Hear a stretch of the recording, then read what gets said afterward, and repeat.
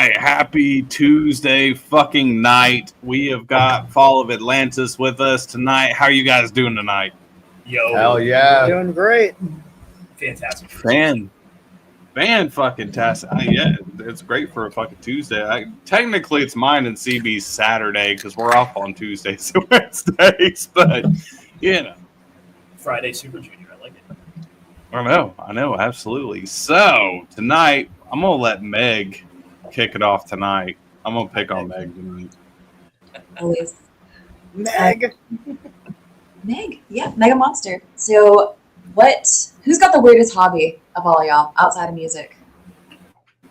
Weirdest hobby. Well, I met these guys 5 minutes ago, so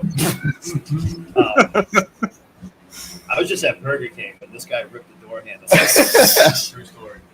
Like he just like kicked in. It's like, whoa, douche! Let his credit card in his truck, and he got sold. So I was walking back in, and I just grabbed the door handle and opened it, but it didn't open. The door handle just came off in my hand. Yes, yeah, so I'm the answer for Rob. He terrorizes fast food. So you just like to fuck shit up? Breaking door, yeah. Yeah, dude. Fucking rock and roll, man. Oh yeah. I mean, hey. Well, to be fair though, Alex tried to order a fucking McDouble at Burger Go King. fuck All right. I'm half asleep, by the way. I kind of saw that too. I'm like double. Oh my God. I mean, I probably would too because I don't eat fast food and I don't even know what the fucking difference is. So, Thank you. I'm with you. I'm with you. It's all right. I got you. Yeah. How do we get on this topic? I asked about hobbies. Now we're talking about Burger King and McDonald's. Maybe that is our hobby. Well, Fast food. Meg, let me explain. We're a bunch of foodies. It's true, really. So when we were out for like a classy broad on a Tuesday night, like Burger King, just like we just want to kick a Burger King door in and get a Whopper. And that's how we roll. It's a good night. Fair enough. So, all right. So we can get on the food topic. What is the absolute worst food you have had on tour or after a show? On tour or after a show? You see, I actually enjoy the fact when they offer food. Like I just get excited. It'd be like hot garbage. It's like it will be hot garbage. I've been sautéing this cabbage in this crock pot. And I threw some Italian dressing in there. I put it out for the band. I'm like, fucking sweet. Yeah, but you're the vocalist. You don't get food until you get the lyrics right. Ooh. God damn. That hurt me. For our next song, for our next question. I was trying to come up with a witty response for that, but I was just like, oh. Jesus. I just bought this motherfucker down. For me, it would be gas station sushi. Oh no! Don't do it. Oh, Don't do it. I did, and there's a whole story that goes with it. It's so bad that my bosses created a T-shirt for it and put it up in the merch store. Is it a cooked roll or a raw roll? I really don't know. I'm out pretty raw.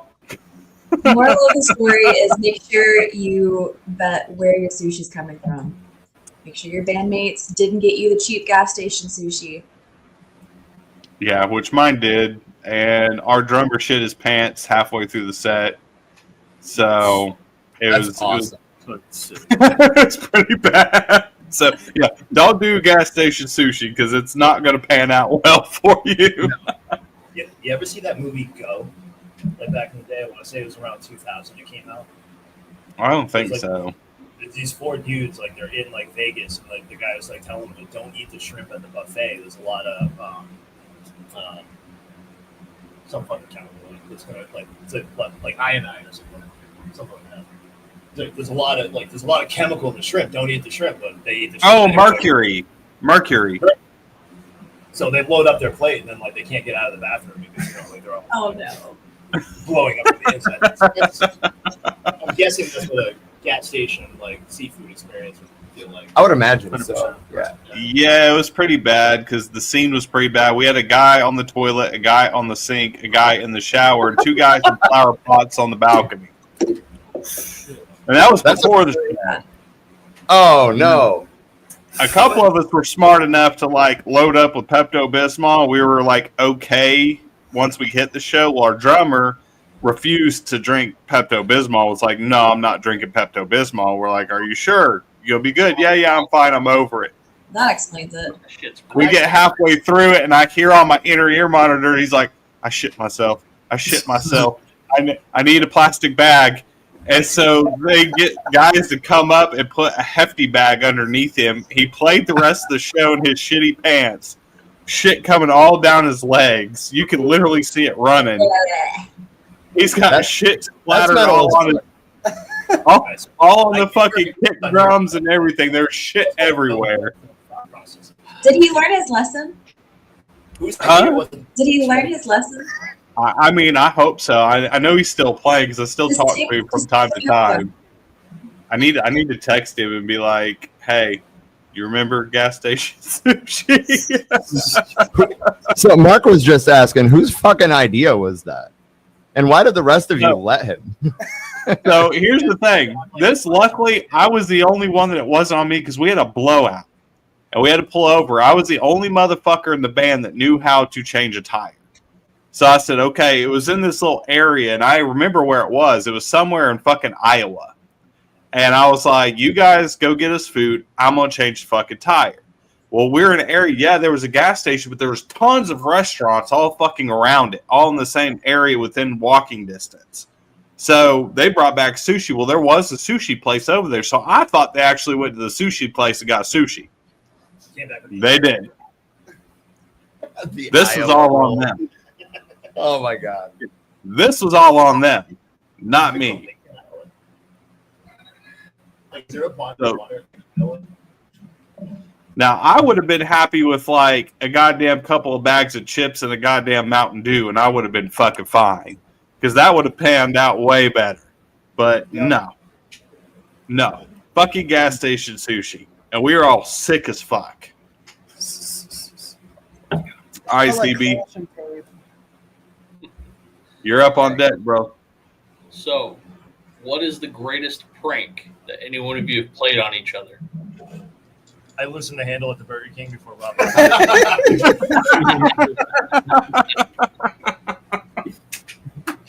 That explains everything. I don't think we have a lot of like prank stories yet, really. We talk a bunch of shit, but like in terms of actual pranks, I feel like we're dropping the ball on that, you guys. Wait for the tours. It's gonna be war. Well, usually that's between bands between other bands because I've seen that. I've had that happen. I fell victim to saran wrap over a toilet once. Luckily, it wasn't me shitting; it was just, but it was still pretty bad. That's a classic. That's the classic. It was, and I straight up fucking fell for it because I was half-assed fucking lit because we were the first band up that played, and fucking I was half lit by the time we got back to our little fucking tiny ass bus, and I just barged right in there and just let it fucking rip, and that shit was fucking spraying everywhere. Oof. Oh boy. Yeah. Oh yeah, they will do it. I'm thinking like prior bands. Like we had to load a PA like into this guy's truck this one time. He had like one of those like a Ford Explorer like kind of a thing, and like so I have like those PV triple stack speakers, and like they're like stacked side by side. I'm pulling it out of the back of this truck, and like I hit the tailgate, like light, the tail light, not the tailgate, the tail light, and the thing like fucking pops off like hanging from. I'm like, so we just popped it back in place. And continued like throughout the day, and I remember like at the end of the night, like it stayed like the whole time, like it made it back to like the space that we had to bring all the shit back to, and he ended up knocking off the same tail light. Like he's like, "Oh shit," and we're all like, "He's gonna know," and then he just pops it back. Oh yeah, see, it's fixed. I was like, Okay. That's good. I never told. So, Mark, if you hear this, I'm sorry about your taillight. Other Mark. Yeah, we called him Other Mark because I'm OG Mark. OG Mark. Hey man, nothing a little super glue and duct tape won't fix. No. Exactly. I mean, we can redneck engineer damn near anything, especially when you're on the fucking road for God knows how long. Right. If it's moving and it's not supposed to, you use duct tape. If it's not moving and it's supposed to, you use WD-40. That's all you fucking need. Yeah,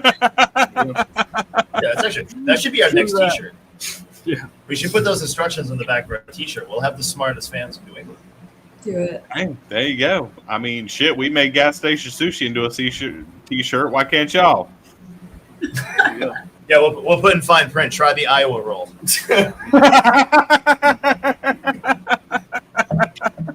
Fair enough. I like it. Just give me a little bit of royalties every once in a while. We'll be all right. All right, Meg, you're up. I'll let my people call your people. We'll work something out. We'll do it. How do y'all Brown rice or handle? white rice? White rice.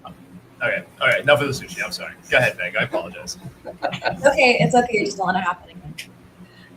I think I've been yelled at by 3 people in this podcast so far. I love this for me. How do y'all handle creative disagreements other than jabbing at each other on podcasts? Rob ghosts us. The person formerly known. He wakes up at 3 o'clock in the afternoon. It's like, why the fuck did you wait for me to decide what you were doing today? I thought there was 5 other people in the band. 4 other people. Just recently. All right, girl math. Sorry. This was recently. Yeah. Girl math. This Oh was boy. last week. Like I said, I've only known these guys for like 5 months, so like I have very little stories. So Oh my god. I think Alex might get beat every so often. Well, yeah, no, it's No, just verbally. Just verbally. bullshit. They all beat me at night. Well, Hey, whatever you got to do to stay awake on the road, right? Bars of soap and socks, baby. Sleep with one eye open. Hey, sometimes Or that's have what a you good- gotta do. Or have a good lock on your bedroom door if you're gonna be the first one to fall asleep. Like God help you. Fair enough. So we're going right back to 16-year-old. What was the question? All right. Oh yeah, how do we handle creative differences? Okay. Sorry, had to get back on topic there. I'm like, what are we even talking about? Right? I'll derail the fuck out of this whole show. You guys won't even talk about the band tonight. This is great. Usually, I feel like we just kind of try different things until there's something that we all agree on. yeah, but there's no egos.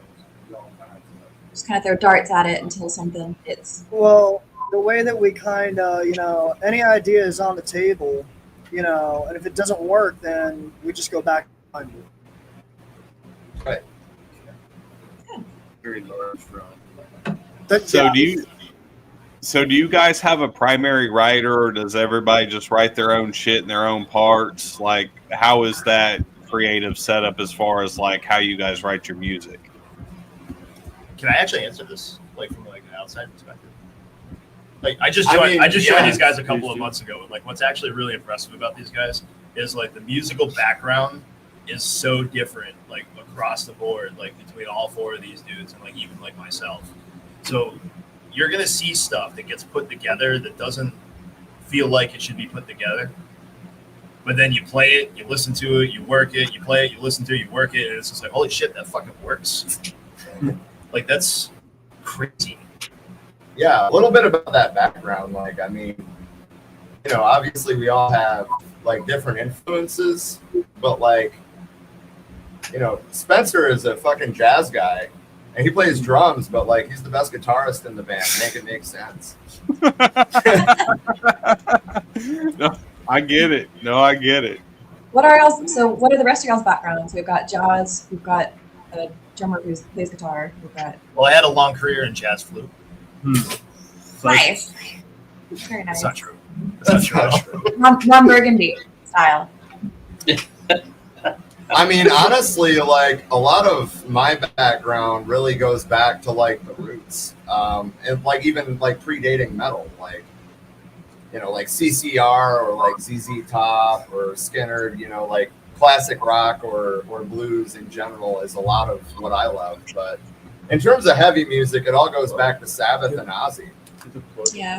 Rip. Obviously, like I like a lot of modern. It's actually plugged in, like right over there. Sorry, I like a lot of modern. Well, maybe it's not so modern anymore. It's that white cube not- thing. not a kid anymore, but a lot of like metalcore and In the back. like death metal and stuff. But Yep. it all goes back to the roots for me. What about you, Alex? I mean, I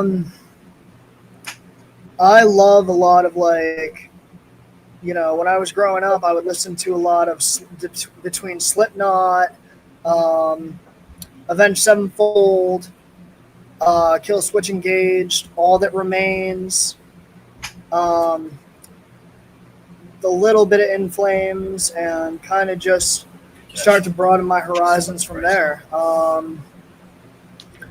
I had multiple different influences. Like I also listened to Michael Jackson growing up, and I guess like Yay. bunch of smart asses. No, stand proud. And then I just kind of, as far as music, like I would just say early 2000s metalcore. Fair enough. Hey, my influence is like kind of like so me and Spencer, we grew up. One side of the family I can't hear you. Like one side of the family was more like pop driven, and as I was growing up, like I got really into nu metal, Pantera, Metallica, all that jazz, and all that jazz. Yeah. And and then originally I played guitar more than I played bass, like back then. And then when I joined, like I grew like vastly like interested in the instrument, and I started following like different kinds of bass players and like in their background. And I'm very influenced by like Justin Chancellor of Tool. He's probably my favorite bass player, besides like Cliff Burton and honestly Frank Bello of Anthrax is pretty underrated in my opinion. Geezer Butler, obviously, he's like what can be said, I can get you. I can understand on that because like I'm a bass player, always been a bass player, and I've got very much like prog metal roots. So like stuff like Tool and Mastodon, but really two of my biggest were obviously Lemmy from Motorhead, and believe it or not, fucking Les Claypool to me is like one of the greatest bass players ever. Bottom line ever. That guy does bass that I've never seen anyone. Wait. When you're so good, Metallica won't pick you up because you're too damn good. That's like the greatest mic drop as a bass player. Metallica wouldn't pick me up because I was too good. What about you?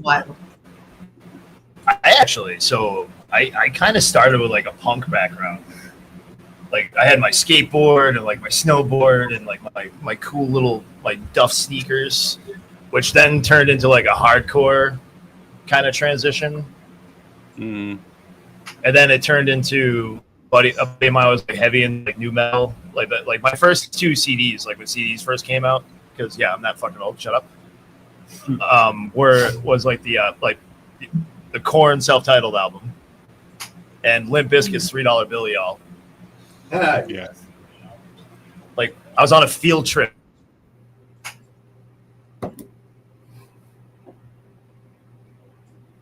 Nope, they froze. I'm not sure if you're supposed to have those. These have explicit warnings. I'm like, shut up, bitch. Men are talking. Oh Lord. We're probably a little bit the same age because like I actually started with like whenever I first started playing in bands, it was like pop punk. And then pop punk turned into almost like a metalcore thing, and then I ended up discovering Cold Chamber. And then I started getting into heavier shit because of Cold Chamber. So I started with like the happy shit, like the Less Than Jakes, and then transitioned to like No Effects, which kind of changed my life. And then like there were these bands like Strife and like Hell Within, like there was like a Lowell local like back in like the mid to late 90s, like kind of a thing. Then another transition there, and then the nu metal thing happened. Beer Factory was huge for me back in the day.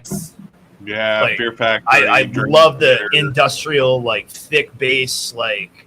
And I feel like Dino is such an underrated guitarist. Like seriously. And having a drummer that can hit probably like 3,000 beats per minute, and you can still put clean vocals on top of it, and it sounds cool. I was just like, I'm like, whoa, mind blown. And then old school, and then Old School In Flames happens. Yeah, see, I was a big In Flames fan. Big In Flames fan. Like, And if you it's put kinda- gun to my head, top 5 albums of all time, I'm gonna give you In Flames Horacle. Yeah, hands down. Like, I was a big In Flames fan, and believe it or not, I like Fear Factory, but I actually liked Dino's project with what's his Divine face? Heresy. Yes, Divine Heresy. I fucking loved Divine Heresy. Yes, yeah. See, I like the first rendition of Divine Heresy when they switched vocalists a couple of times. I think twice. I thought they had 2 all day, but yeah, the See, I first like- release was All day. fucking amazing. Yeah, I love Divine Heresy. Fear Factory, yes, I liked Fear Factory, but I liked Divine Heresy much more. I know that's I an get it. unpopular. I know that's a huge unpopular opinion. I did. It's fair. That's why it's called an. Can't all be cool like this. So my God. if you guys could choose any 3 bands to tour with, who would you choose to go on tour with? Trivium. Yeah, I was Popular answer. I mean, I would have to actually go back. They have to like kind of play like some old school for me, but like I said, In Flames, yeah. In Flames, absolutely. I've seen them. I've had the. I didn't get to see them back in the day. Like there was a Children of Bodom In Flames show that I've been shooting myself in the foot for like not going to years ago. But it would have been absolute insanity. Because I don't know, like a lot of my musical career on the heavy side, like I've kind of modeled after Jasper. Like a heavy vocal that you can still actually kind of make out like the words and like so In Flames would be a big one for me. I think Shadow's Fall too. Yeah. Yeah. I mean, honestly, I don't think I can narrow it down to just 3 bands. Black Label being one of them as well. Yeah. All right, Black Label's not bad. That's not a bad choice. All right, CB, you're up on deck, bro. So, if you are a sports fan, what's your favorite sport and who is your team? Hockey, Detroit Red Wings. All right. Boom. Ready. Well, I'm a huge sports fan, so how much time do you have? We got we got about another 35 minutes. Oh, I think the show's about to end. No. So 5 minutes. I'm a Boston homegrown. I'm a huge baseball. I'm like one of those weirdos that actually likes baseball. Me too. So Boston Red Sox and like I got a close second with the Chicago Cubs because the Sox are getting a little bit problematic for me. Hockey is like huge, like Boston Bruins, Original Six, fuck Detroit. Also, Original 6, and who's got more cups? I'm just fucking saying. Whatever. New England Patriots. Like I was a season ticket holder for I think 7 years of my life. Oh. Okay. That was a thing, and now in my adult years, since I'm not good enough to play any of those sports myself anymore, I actually golf, and I actually golf competitively. So one of my 7 personalities, I'm actually out there in the link, like ripping up like a 90. Why didn't this come up in the hobby question? I'm sorry? You need to come down here to South Carolina where I live and come play golf with me. We'll go play golf. Sir, yes, sir. If the invite's open, I'll be at the tee box. You tell me Hey, what time is. it's open. I work in the resort where they do the fucking Heritage PGA tournament. And I could take you right to that golf course so we could play at the fucking Harbor Town golf links. I love this link though. Making fabulous connections. Yes, we're gonna have to cancel some of these shows, guys. I'll be in South Carolina. Hey, Go we're on getting now. the boys' room here. We got plenty of room. Come down here and kick it with us, and we'll go play golf. We'll just be doing instrumental sets the whole time. No, you guys listen. You guys got chops at vocals. You're fine without me. I'm window dressing. Spencer's like, no. So when our original vocalist quit, fucking Alex and I were trying to like cover it because it was like we just weren't finding like the right person. you know, and it Still was looking. just like, oh well, we can still, you know, we can sing, we can figure this out. We spent like probably 6 months trying to get it down. It's just like, okay, backing vocals are fine, but like singing leads and Well, there are I can't parts. fucking do it. There are parts that are so, you know, the time changes and everything. They're so hard to be able to like. Chris wrote it in a very different kind of way. You know, if we wrote the songs and wrote lyrics over them, that would be different. But Chris had like a different. Well, yeah, the sang is different. Exactly. Chris had like a different way of approaching it. So, you know, being able to play and sing almost anything that we do is a struggle. Yeah. That's Alex's favorite sports team. Oh yeah, we were talking about sports. Where are we again? We like any information.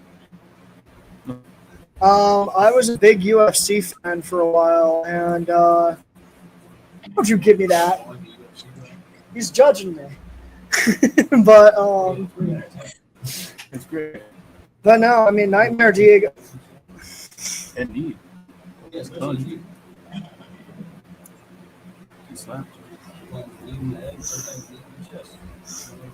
It's a constant thing with this band. Is that fighting? I just wish There's I that could hear fighting these. channel. They have the bare knuckle boxing, which is that's just like insanity. Like, why is this? Yeah, exactly. I was It's like, about why to is say this that. legal? The only reason I started watching bare knuckle fighting is for Alex Terrible, because I've been watching his fights. Yeah, he did that and then created the biggest wall of death ever. Oh, they froze up again. Oh no. Oh, no. We'll see if they unfreeze. Maybe. Baby, come back. We can go to a commercial. I need the Jeopardy theme song on our soundboard. Was Nightmare. There we go. They're back. Oh, There we go. Hi. Hey, all right. I'm actually looking forward because I've been watching Alex Terrible's fights, which are my CB down there is my roommate, and we've got our whole house set up like a fucking sports bar. Whole house is set up like a sports bar. Got fucking TVs everywhere. You see a Throwing TV it up. in your stand. There's a TV. And we've been watching this shit, but we're actually going to cover Van's Warp Tour in November. So we'll be actually getting to see Slaughter to Prevail for the first time, and I'm hoping that they don't fucking disappoint.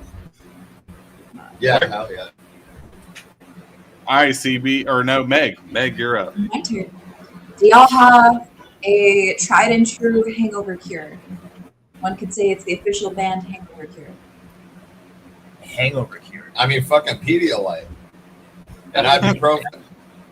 yep. Post. How do you say half a joint and then probably like a bagel? Yeah, half a joint Pedialyte and ibuprofen. Yeah. Pedialyte's actually pretty amazing. I like how the stores like to embarrass you by making you go to the baby section to get it. Yeah. It's like, dude, it's like you know exactly what this is for. I'm not giving it to no fucking infant. I'm tying one on hard today. I gotta work tomorrow. Exactly. It's I had actually an kind old of chef that recommended Pedialyte one time, and ever since I'm just like, holy fuck, that shit works. What you do is you mix that with vodka. And then you just don't get the hangover. It's so kind Continue it. it's kind of It's a- funny yeah. that you mentioned that. So You know how I you cure the hangover? You stay drunk. Yep. So I'm one of like the Hulk, man. Like, how do you keep the Hulk from getting angry? He's always a little bit angry. See, what these guys don't know is I'm always a little bit drunk. Yeah. So I just never get over the top. They're like, oh, that's just normal. Usually No, falls down. I used to know this guy. He was in another band that we used to play shows with a lot. And we did a little mini tour. And both bands were staying in this like big, huge house that we rented on like Airbnb. And he had 2 luggage bags. Well, the first luggage bag had like all of his clothes and shit like that. The second luggage bag was full of body armor and Pedialyte. He opened the whole bag and it's full of body armor and Pedialyte. And I'm like, I don't understand. And he pulled out a big bottle of vodka and he goes, the body armor and vodka. I stay hydrated while drunk. And if I get too drunk, I have the Pedialyte. And I'm just like, are you fucking kidding me? He would. He'd take a cup, mix body armor with fucking vodka, and then fucking pound Pedialyte. That's Yeah, I fucking, think that's so. fucking genius. I think it's like a 2 to 1 Professional. ratio. So you're gonna put down one sport drink to two cocktails. And now they're coming out with those crazy like hydration rejuvenation ones, the ones that just taste like little bottles of salt. Which I'm like, dude, I'm all in. Like I'm actually like this freaking green Modelo thing just tastes like salty fucking lager. Like it's fantastic. Ooh. Oh yeah. Like I feel like I'm hydrating right now because of this. Thirsty as well. Yeah, it's all good for you.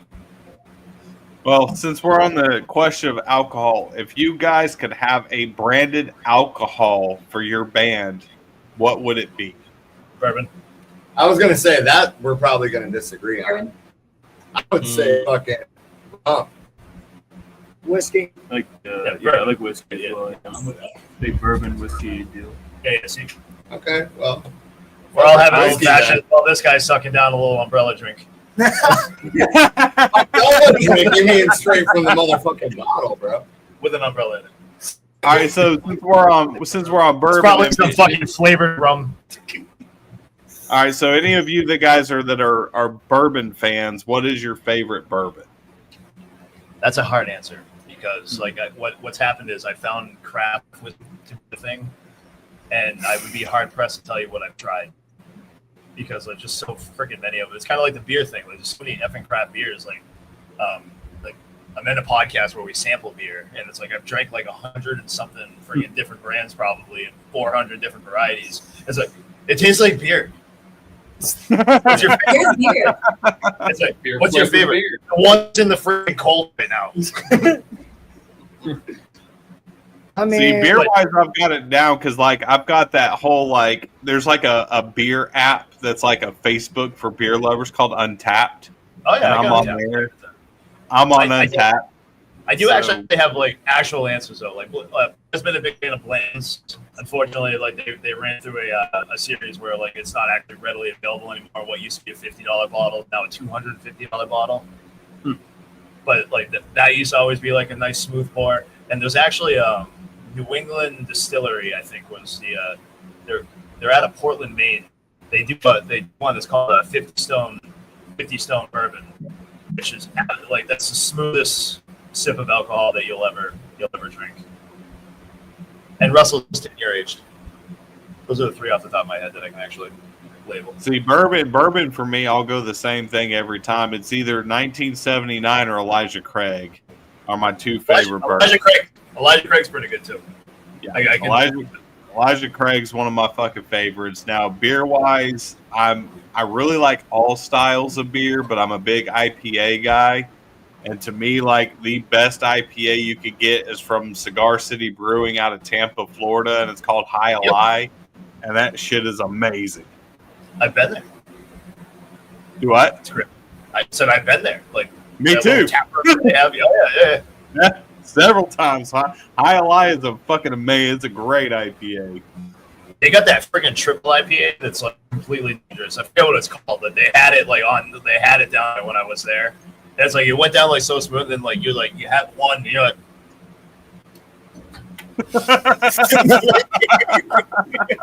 Why would you do that? I'm trying to paint a picture for the people. I don't know. It wasn't good for the radio audience. I felt that way when I tried this beer. I went to there goes Meg. So we went. We've got a local beer place here that is they sell beer and cigars. It's where I get my cigars from and my beer from. And they've got. I know you guys probably know who Sierra Nevada is. And they've got this one that's like called the Atomic Torpedo. Yep. And it's like an imperial fucking IPA. I drank like 2 of those. I'm like, God damn. Dude, I can't wait for my trip to South Carolina playing golf. I got in this bar and we've got bourbon and like good beer. Oh yeah, we got a full fucking bar in our goddamn place. Come on, you take your pick. You got it.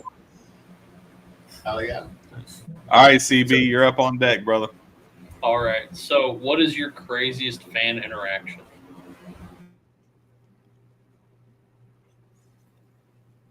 Oh, you broke it, CB. Damn it. And a half. Well, yeah, only one. Or Oh.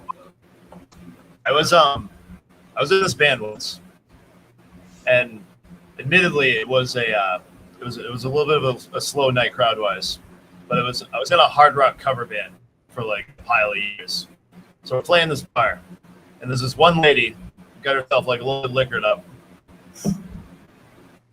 I'll say politely, she was a rather large lady. Where my stand was like while I'm playing guitar, so like I'm kind of stuck there. I can't really move because I got my pedal board, my everything going on. She starts twerking, and she's like rubbing up against the mic, like giving me like the winky eye, and I'm just trying to play my song.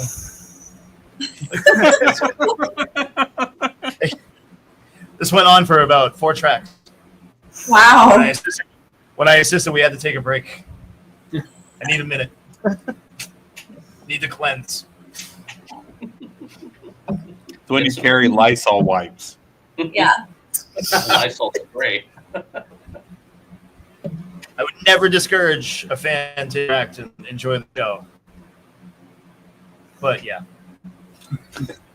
Until that moment.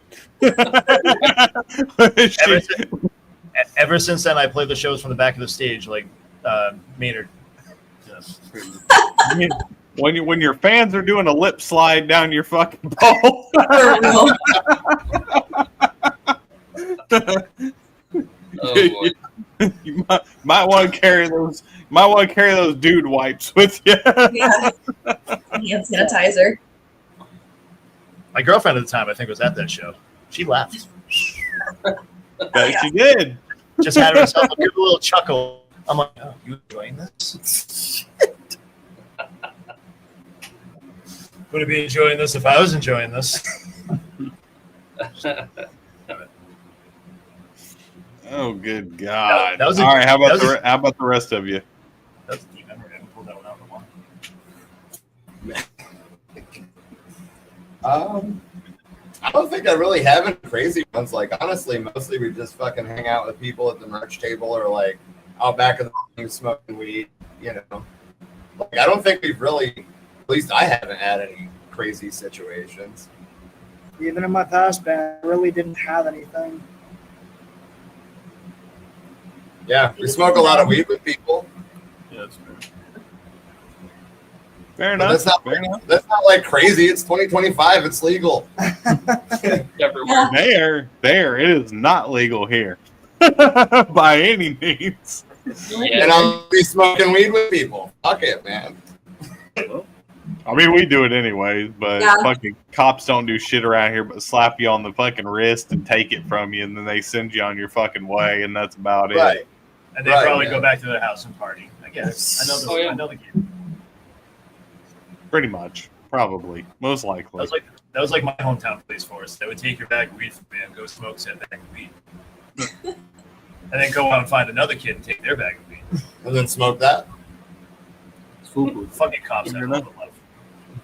One thing I definitely want to make sure to bring up, like while we're still with you guys, is that we're in a show. It's our first show back since Mark joined the band. About Okay. Awesome. fuck, when did we take you on? Like 5 April. minutes ago. 5 minutes ago. Shut the fuck up. Yeah, It's our first show. It's our first show in 8 months, and and it's been too long. So I just wanted to kind of plug that. It's indoor metal and hardcore block party at Charlie Bravo's in Putnam, Connecticut. $10 cover, 5 kick-ass bands, vendors, food. It's gonna Come be party. a good time. I just can't wait to hit the stage again. Same. It's been Yeah. too long. Fair Well, enough. for- Fair enough. Well, I mean, I'm glad that the first show back we're headlining, and it's hopefully we put as much energy as we do in the band room, we do in a headlining show. I mean, we have before. I don't think it's gonna be a problem. No, yeah. I still say the Strand was the best show by far that we've ever done. Yeah, it was. You're right. That was pretty cool. So the Strand used to be Lupo's. It's in Providence, Rhode Island. It's like a 1,500 cap venue, something like that. And once a year, Rambuticon Productions does like a local show there. And obviously, we don't pack the place, but I mean, there was like 300 something people that bought tickets that day, and you know, on a big stage with full lights and full sound, like that was fucking awesome. Nice. Put something on there. That's always a good day. All right, Meg, you're up. What is something that y'all have learned individually? What's something that you've had to learn the hard way about being a musician? But there ain't no fucking money in it. Yeah, that's for sure. There's another obvious answer, and I mean, like it's patience. Patience.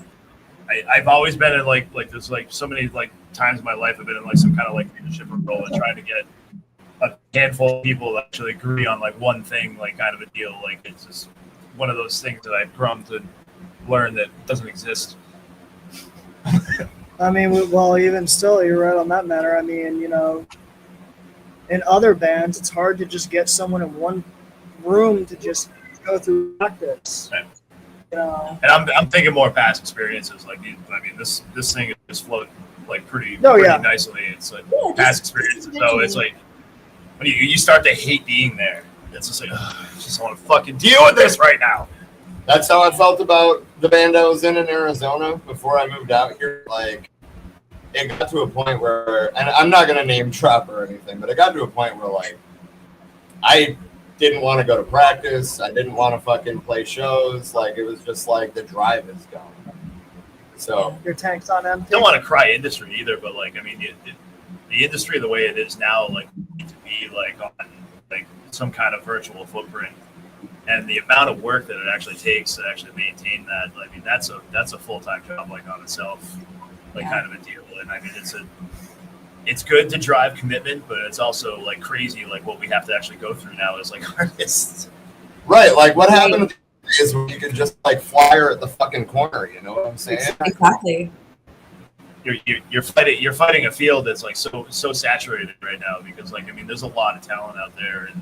Now it's very easy for everybody to actually put that talent like out to the world, which it's a beautiful time to be alive, but it's a tough time to be an artist. Yeah. And I mean, even in New England, like there is so many good fucking local bands here. Sure. And obviously, trust me, I know because I used to live in New England. I lived in Enfield, Connecticut for about a year. And I lived up there and was playing in a band up there, and there's a lot of fucking competition. And we've talked about this on the show all the time about the differences between back in the day before the internet even became a thing to now. And yes, there is a lot of options. You don't really need the record label anymore unless you're looking to try to get money, but most record labels, they don't give you money. They want you to pay to be on there to do all the same shit that you could do for yourself. But the downside to the internet, yes, you have all these tools that normally you wouldn't have that you could do yourself, but now the competition is so much more vast because everybody is now on a level playing field. Now it comes down to who's got the money. Yep. I had an opportunity to actually do an interview with Waylon Revis, and he actually just did that Killer's Confession. He actually has a label of his own. Yep. And one of the questions that like we kind of were like kind of asking him about is like, well, what do you consider like when you look at an artist and like they're already looking at you and your online footprint. If you don't have 1 million followers, we're not even having a conversation. Right. Kind of a thing. It's like Yeah, you need. I've been. It was like. Well, what's the label's job? Yeah, I mean, I've interviewed Waylon before, and it That's is a great like, dude, man. I love getting that guy talking. He's got the greatest stories ever.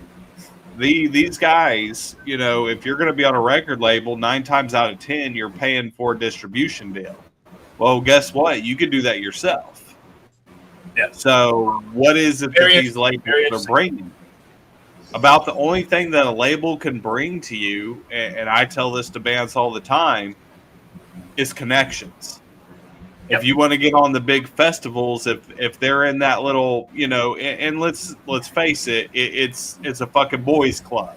If you're in the club and you're in that little fucking circle of people, you can get your bands on these festivals and in these events. But if you're not in that little fucking club, it's going to be hard pressed to get you fucking in there. That's your only upside. But other than that, there is no upside, because everything a label could do for you, you could do for yourself. Right.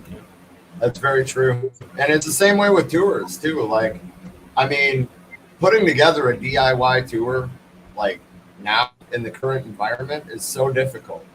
Like, yeah, it's easier to get connections with promoters or booking agents or venues, but like the logistical side of it, right? Like back in the day, a label would pick up a band and, like, not saying that the bands were making a lot of money, but at least like they were able to tour off of that.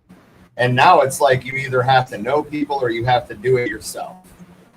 And that's a lot of fucking work. Yep. It's a ton of work. Speaking of online promotion, make sure that you find all Fall of Atlantis tracks on all streaming platforms. Twist of Fate and Conspiracies out now. There you go. Speaking of release music, we are heading into the studio next month to record a full-length album. So that's exciting. That's always exciting. That's always exciting. For those of you that are watching right now, which we have quite a few of you watching, stay put, because we actually are playing one of their songs at the end of the podcast. So if you want to check them out, you're going to get to hear their music. Please make sure that you go follow them on all their social media accounts. And if you're in an area to go to a show, go to a fucking show. Don't be a pussy. Fucking get out of your goddamn house and go to a fucking show. New Englanders. Uh-oh. They cut out again. That is quite the shot we got. There we go. Every time Rob moves, we cut out. Like that. There you go. Take a screenshot fast, really fucking fast. All right, CB, you're up, brother. All right. So if you guys could go back and change one thing about your band, what would that be in a direction of a positive outlook on your band in the future? That's tough. Well, you can look at me, dude. No, I don't know that I would change any one particular thing. I mean, obviously, like, I wish we had more in the way of connections, but like that's building as we go. You know, like I don't regret anything that we've done or any of the decisions that we've made as a band or anything like that. Speaking from experience, I love Chris and the work that he did when he was with you guys. I'd probably put some breathing breaks in between some of these lyrics. That's fair. That's fair. Okay. Wouldn't change everything. I'm not here to repaint Picasso. I'm just saying. The kid didn't like the brief. I mean, it pretty much just said everything that I would change. There's really nothing that I would change. Yeah, I mean, like in terms of yeah, same. A lot of positive people here. Probably do. Fair enough. Probably change some fills. Change live. Change a couple of fills on Twist of Fate. Slowly turning this into a prog band. Well, I like that you mentioned Twist of Fate, because that's actually the lyric video that we have up that everybody's going to hear tonight. So. Yeah, that was our first single. That was a learning curve. That was the first song that me and you wrote together the first time. Yeah, that was the one. And that was the song that we kind of like put the band together around. Yeah, those are great lines. Yeah. And yeah, man, like holy shit, that was such a learning curve. We recorded it in my basement with, to quote fucking Spencer over there, with a budget of $0. I met him at a bar called JW's Pub. Like Fucking karaoke. yeah. Oh my god. And yeah. then I ended up, I was in my past band at the time, and I was looking for another project at the time to just kind of, fuck around with. And I hear him doing, able to do cleans, lows, highs, mids, and everything. I forget what song you were even doing. But I did a like, few songs that night. That's how you I was know drunk. you agree. I ended up talking to him after he ended up doing one of the songs, and me and him shortly afterwards started hanging out, and he said he plays guitar too. He was in a band, so we just started jamming, and he had some parts, the beginning building blocks of Twist of Fate, and then me No, and I him, had the blocks of Conspiracy. Twist of Fate we wrote together the first time that you came over to my house. okay, good point. And so I think after 6 months, started molding it together, and then actually we were in the process of recording it, and I'm like, this sounds good. I love it a lot, and I know we can do we can record bass parts, but I feel like it'd be more. I feel like it'd be cooler to have an actual bassist, and then I put that idea in his head. And we were trying to fucking program drums. Like, fuck that, dude. Fuck that. And then from there, I reached out to our old bassist, David Brown, and he's like, well, I already have a vocalist in mind, and that's how Chris came on board. Yeah. And then I worked with this dude, and I was talking about, like, yeah, man, we still got to find a drummer. And he's like, I'm a drummer. We had been working together for like 4 or 5 months at the time. Like, the fuck do you mean you're a drummer?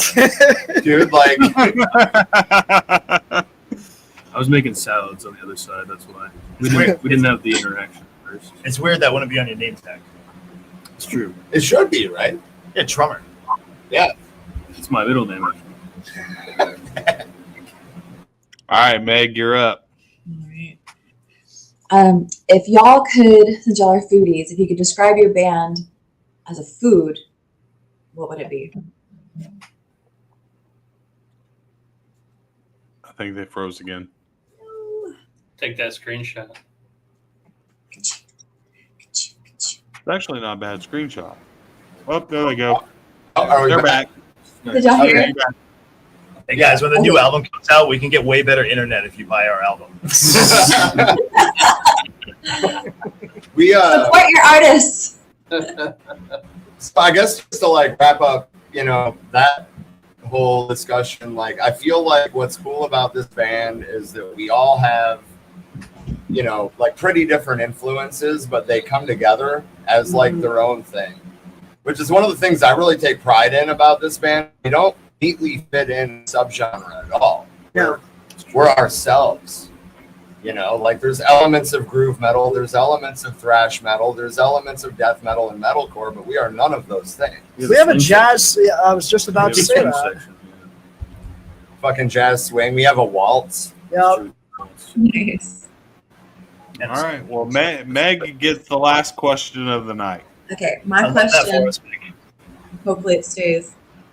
I want y'all to describe your band or your music as a food item, with you guys being the foodies that you are.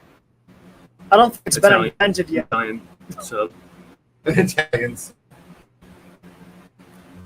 I'm thinking brisket with chipotle rub. Ooh, All right. biscuit. I mean, I would have said chicken, but Rob's anti-foul. no, I'm not. I he just, says that many times. I have. Pizza with multiple toppings. He's a foul denier. That's actually probably a better answer than pizza thing, not fucking whiskey guy. Okay. I was gonna say We're a barbecue platter. we're a 4-cheese mac and cheese. And we're all different types of cheeses. Who's There's the 5 of us. pasta? There's 5. Well, you're the drums. I guess you're the pasta. I can be the pasta. It's fine. I'm cool with that. Yeah, you can put anything. Just like bacon. So spit y'all's cheese all over me. Fair enough. Fair enough. So on that, we have hit the end. We are going to play Fall of Atlantis video for Twist of Fate.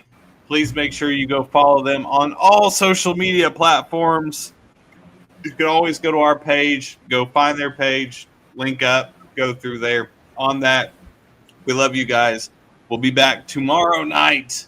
And you know what we say, please be good to each other. Don't drink and drive. And for the love of the gods and goddesses, please wrap your fucking tool. On that, here is Twist of Fate by Fall of Atlantis, and we'll see you again tomorrow night. Bye, guys. Good night, everyone.